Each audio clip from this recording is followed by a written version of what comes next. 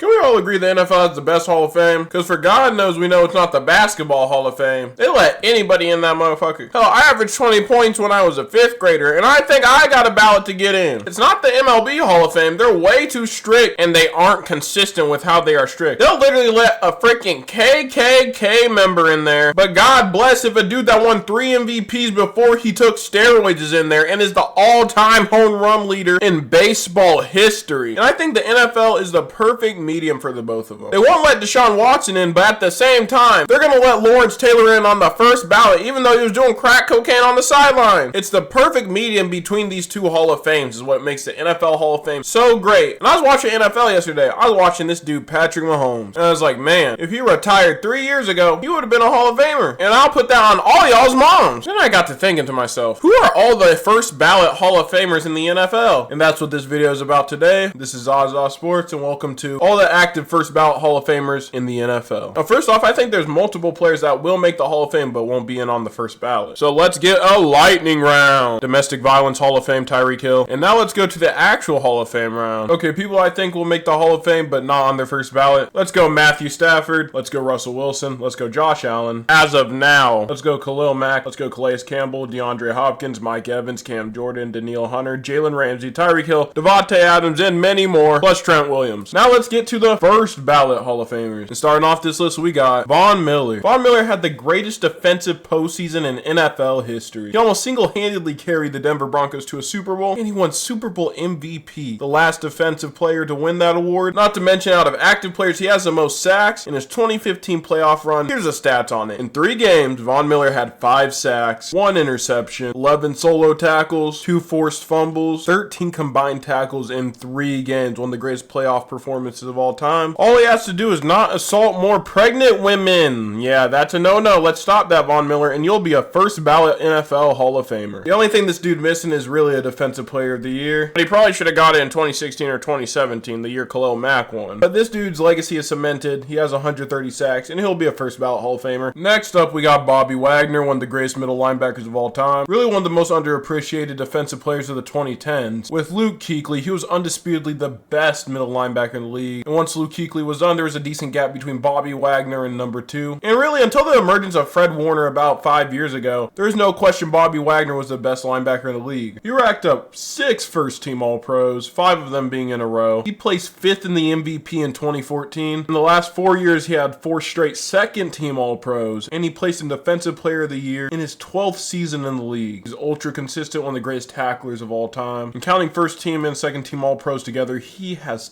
10 of them. And he's 3rd all-time in tackles after Ray Lewis and London Fletcher. 2 guys that will be in the Hall of Fame. Personally, I think Bobby Wagner is better than London Fletcher. I don't think that's really a debate. But anywho, Bobby Wagner will be a first ballot Hall of Famer. He's one of the 5 greatest middle linebackers of all time. The best middle linebacker of this generation. Bobby Wagner is a first ballot Hall of Famer. The next category is Hall of Injuries, and that will go to the entire San Francisco 49ers roster every fucking year. The next first ballot Hall of Famer will be Travis Kelce. Simply put, he's the greatest receiving tight end of all time. He had 6 straight 1,000-yard years, something completely unprecedented for tight ends, something that's never happened. He's top 10 in every tight end stat possible. Oh, there was some years you could argue he was the best receiving threat in the NFL. Him and Mahomes have been a 1-2 punch since Mahomes has been in the league. He has 3 Super Bowls. He's one of the greatest postseason performers of all time. He's number 2 all-time in postseason receiving yards. And did you guys know he's engaged to Taylor Swift? He's a 4-time first-team All-Pro. Several years he should have got first-team All-Pro over Greg Olsen and Rob Gronkowski, but I don't know what happened there. He's constantly a top 3 tight end in the league. He led all tight ends in receiving yards for most of his career outside of some George Kittle years. But Travis Kelce is a first ballot Hall of Famer, and if you don't think so, you can go fuck yourself. Also, did I mention that he's dating Taylor Swift? Lamar Jackson. Lamar Jackson is a first ballot Hall of Famer. Personally, I have him in my top 10 quarterbacks of all time at number 10. He has 2 MVPs every time he's in the league, and he's not injured. The Baltimore Ravens win their division. The few years he wasn't was when the Bengals won their division. He's constantly the number 2 quarterback in the league, winning 2 MVPs. It should be 3. Being the second most dominant quarterback of his era and this current era we are in. Being one of the most efficient passers in NFL history while also being the greatest rushing quarterback of all time. He's simply the greatest dual threat quarterback in NFL history, and it's not really close. He's led the league in passing touchdowns, and he's not even known for his explosive arm. And currently, he is leading the league in passing touchdowns. Simply put, there's no way a quarterback that wins 2 MVPs MVPs, has 3 first-team All-Pros, is a consistent top 3-2 quarterback in the league, isn't going to be a Hall of Famer, especially when he's the greatest dual-threat quarterback of all time, one of the most talented quarterbacks of all time, and one of the most efficient quarterbacks of all time. All he needs is a ring. And yes, he's a first-ballot Hall of Famer over Josh Allen. Simply put, Josh Allen doesn't have a single first-team All-Pro. He was never considered the best quarterback in the league at any point in his career, regular season-wise or playoff-wise. Lamar has 3 first-team All-Pros and more MVPs. But if we're looking at sheer individual accomplishments, Lamar Jackson has been beat on an individual basis compared to Josh Allen, who only has really 1 MVP, and they both don't have a Super Bowl, even though, again, I'll give it to you, Josh Allen's a better playoff performer. But I just think individually, Lamar Jackson's a first-ballot Hall of Famer over Josh Allen. TJ Watt. TJ Watt is a first-ballot Hall of Famer. He has the most sacks in an NFL season at 22.5, tied with Michael Strahan. You can guarantee every year he's going to be in the Defensive Player of the Year conversation. He should probably have 2 to 3 Defensive Player of the Years by now. But anywho's going to put up crazy sack totals every year. He keeps the Pittsburgh Steelers defense at the top 5 of the league constantly every year. And he literally has a chance to be the all-time leader in sacks in NFL history, passing Bruce Smith at 200. I seriously believe he can. He's on pace to. He could go down as the most prolific pass rusher in NFL history, and I don't think that's too crazy. Personally, I think he's the second best pass rusher in the league. I got one guy over him. We'll get to him later. But in 8 years, TJ Watt has 110 sacks. That is ridiculous. That's 110 balls, 55 nut sacks of NFL sacks. TJ Watt's a 4-time first-team All-Pro. He has 6 All-Pros in his career. He's placed in Defensive Player of the Year vote every year he was healthy. There hasn't been a year since 2018 he hasn't placed top 5 in Defensive Player of the Year, which just goes to how consistent he is year in and year out. He might not be as good of a pass rusher as his brother JJ at his prime, but he's just slightly lower than him. And I believe TJ Watt is due for another Defensive Player of the Year, if not 2 more. I think he could possibly tie his brother with 3, and he's a first-ballot Hall of Famer already. Myles Garrett. As long as your white quarterback doesn't call Myles Garrett a fucking nigger, he's going to make the Hall of Fame, and he might also challenge Bruce Smith's all-time sack record. Myles Garrett might be the most consistent pass rusher in NFL history. If his rookie year didn't cut short, he would have 10-plus sacks every season he's played since entering the league. That is almost 9 years straight of 10-plus sack seasons. He's a 4-time first-team All-Pro, 6-time All-Pro in total, 1-time Defensive Player of the Year, and in 8 years as a defensive end, he has 106 sacks. I personally have him over TJ Watt because I like a defensive end that can get to the passer over an outside linebacker. It just makes your defense more dynamic, in my opinion. And the fact I think he has more power than TJ Watt, and he's just as fast. He's really an athletic freak. And honestly, I would never let this good-looking nigga around my girl. This nigga could have no legs and he could take your bitch. But Myles Garrett's elite. He's the most consistent pass rusher in the league. He'll give you 10 sacks every year. And he's simply on another level, I think, than everybody else. And yeah, he's a first-ballot Hall of Famer right now. Next up, we got Derrick Henry. In my opinion, the greatest pure rushers of all time was Eric Dickerson and Adrian Peterson. Derrick Henry is the greatest pure rusher in NFL history. There is nothing like Derrick Henry. Size, speed, consistency, and longevity. There is nobody like Derrick Henry. He's one of the 5 greatest running backs to ever live. You could argue for regular season he has the greatest running back peak of all time. Me personally, I still got Eric Dickerson, but Derrick Henry is up there, point blank, period. He almost came the first running back last year to have 2 2,000-yard seasons in his career. And every year he was fully healthy, he had literally over 1,500 yards. He is the best running back in the league in 2025. And this is his 10th year in the NFL. This is not really precedented for a running back this big, this fast, and had the peak he had at this stage of his career. And he's a bruiser back that'll run your ass over. He's led the league in rushing twice, 1-time Offensive Player of the Year, 1-time first-team All-Pro. That's actually crazy.